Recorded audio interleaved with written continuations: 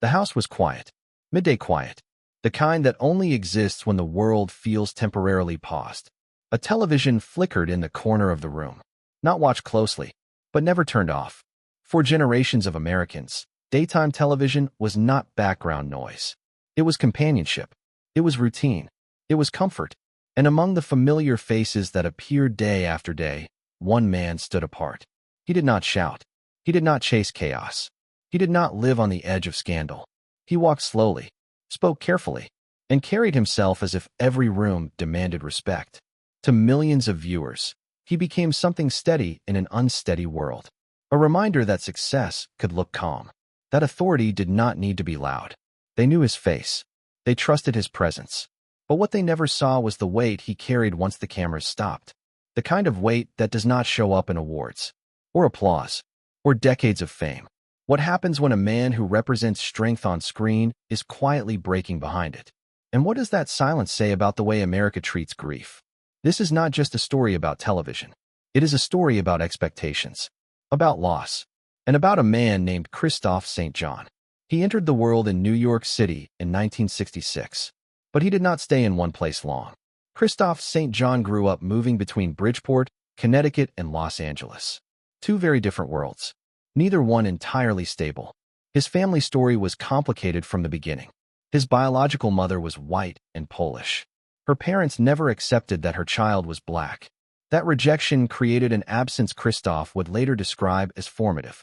His father, Kristoff St., was deeply committed to art and ideology. A stage-trained actor, a writer, a man who believed culture could challenge power. When Kristoff was still very young, the family moved west. Southern California offered possibility, but not comfort. They lived in isolated areas, far from neighborhoods where children gathered after school. Television was restricted.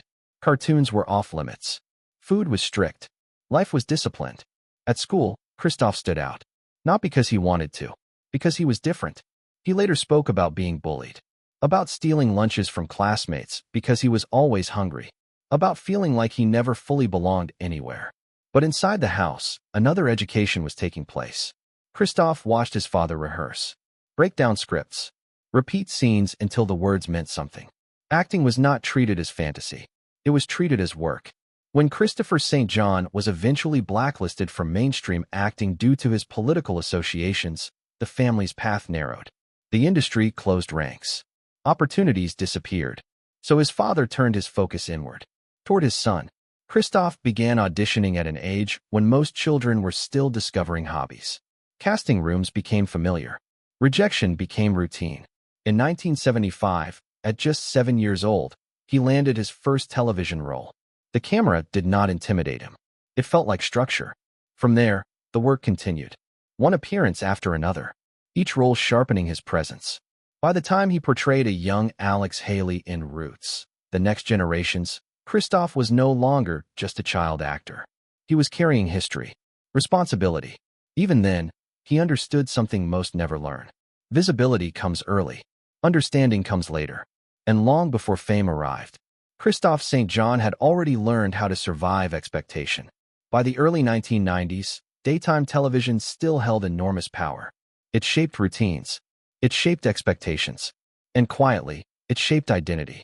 That was the moment Kristoff St. walked into a role that would follow him for the rest of his life. In 1991, he joined The Young and the Restless as Neil Winters. On paper, it was just another character introduction. In practice, it was a cultural shift. Neil Winters was not written as a problem to be solved. He was written as a presence to be respected, a corporate executive, strategic, educated, a black man whose authority came from decision-making, not physical force. For many viewers, this was unfamiliar territory. For black audiences especially, it was quietly revolutionary. Neil Winters stayed on screen when most characters like him disappeared. He stayed through mergers and betrayals, through romance and heartbreak, through decades of social change. Kristoff St. did not play Neil as a symbol. He played him as a man. That distinction mattered.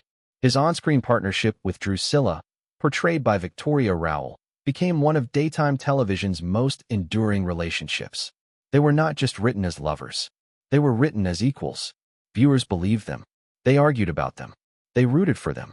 At its height, The pairing drew audiences that crossed racial and generational lines. Neil and Drusilla were discussed alongside the most iconic couples in soap opera history. Recognition followed. Kristoff earned multiple NAACP Image Awards. He received 11 Daytime Emmy nominations and won twice. But awards were not the full measure of his impact. Longevity was. 27 years in the same role is rare in any genre. Doing it while carrying representational weight is rarer still. Behind the scenes, Kristoff began preparing for what came next. Directing, producing, mentoring. He wanted to guide stories, not just perform them. From the outside, his life appeared balanced. Career security, industry respect, a face Americans trusted. But success on screen has a way of disguising exhaustion. And roles built on strength often leave little room for weakness. While Neil Winters remained steady, the man behind him was carrying pressures the audience never saw. And slowly, the distance between the character and the person began to grow. There are moments in life that split time in two, before and after.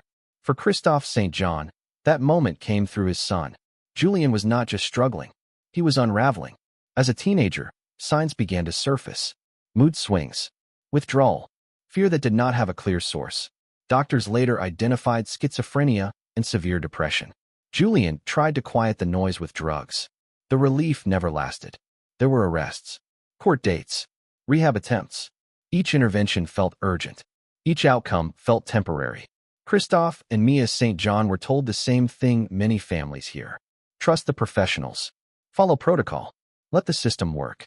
In November 2014, Julian was admitted to a psychiatric hospital in Long Beach, California. He was placed on suicide watch. Staff assured the family he would be checked every 15 minutes. But reality did not match policy. Julian wandered. He escaped supervision more than once. He was found smoking and drinking inside the facility. After a failed suicide attempt using a plastic bag, Kristoff and Mia were promised tighter control. They were told the bag had been removed. They were told Julian would never be left alone again. Weeks later, Julian was found dead, face down in a bathroom, a plastic bag over his head. He was 24 years old. The shock was immediate. The guilt was permanent. Kristoff returned to work on The Young and the Restless because routine was all he had left. He delivered his lines. He kept his posture. But inside, he was blaming himself for not knowing sooner, for not protecting his son from a system that failed. What few people knew at the time was that Kristoff was also living with bipolar disorder. He had managed it quietly for years. After Julian's death, the balance broke. In 2016, Kristoff and Mia filed a lawsuit against the psychiatric facility, alleging negligence and falsified records. They reached a settlement and used the funds to establish a foundation in Julian's name, focused on mental health awareness. It was an act of purpose, not healing. Grief did not loosen its grip. Sobriety slipped. Isolation deepened. By the time warning signs became visible to the public, the damage had already spread inward. The man who once represented stability on American television was barely holding himself together. And the most dangerous part was not the pain itself. It was how quietly it was happening. When Kristoff St. died, the reaction did not explode. It settled. Across the United States, viewers struggled to process the loss. Not because they did not understand death, but because they did not understand how this could happen again. The Young and the Restless aired a tribute episode meant to honor his legacy. For some, it felt respectful. For others, it felt restrained. But restraint has always been part of this story.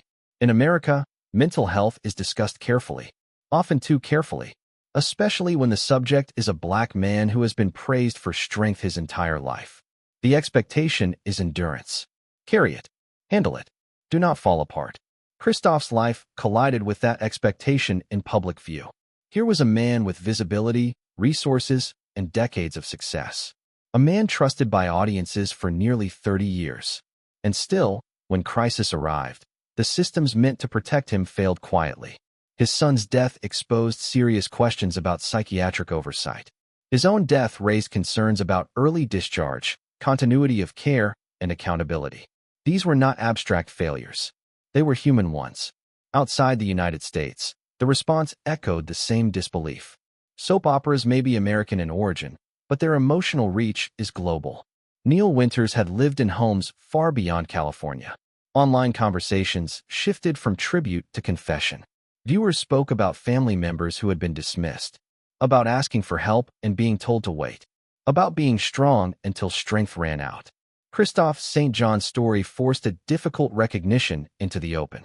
Mental illness does not announce itself politely. Grief does not respect success, and silence does not protect anyone. His life became a mirror, not just of fame, but of a system that still struggles to see pain before it turns fatal. And once that mirror exists, looking away is no longer an option. On February 3rd, 2019, Kristoff St. John was found unresponsive in his home in California's San Fernando Valley. The room was still. Bottles stood where words had failed. The coroner ruled his death accidental. Hypertrophic heart disease. Alcohol as a contributing factor. 4 times the legal limit. To the public, it sounded clinical. To those who loved him, it sounded incomplete.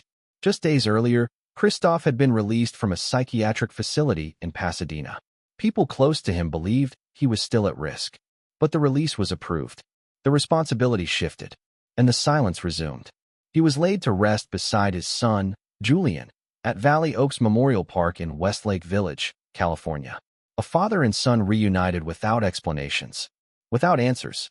At the time of his death, Kristoff was engaged. His fiancée lived in Russia and was unable to attend the memorial due to visa restrictions. Another goodbye left unfinished. In the weeks that followed, tributes poured in. Fans returned to old episodes of The Young and the Restless. They watched Neil Winters again. Calm, measured, unshaken. But the legacy of Kristoff St. John does not live only in reruns. It lives in the conversations his death forced into the open. About grief that does not fade. About mental illness that hides behind achievement. About systems that respond too late. His former wife, Mia St. John, later spoke about how close she came to losing herself as well. How survival sometimes requires help that feels impossible to ask for. Kristoff spent nearly 3 decades portraying strength for America. But his final contribution may be something quieter. A reminder that strength is not the absence of pain. That asking for help is not failure. That dignity includes vulnerability. Some stories end without resolution. But awareness does not need applause. If this story made you think of someone you love, say their name. Check on them. Listen longer than feels comfortable. Because legacy is not only what we leave on screen. It is what we learn to protect while there is still time.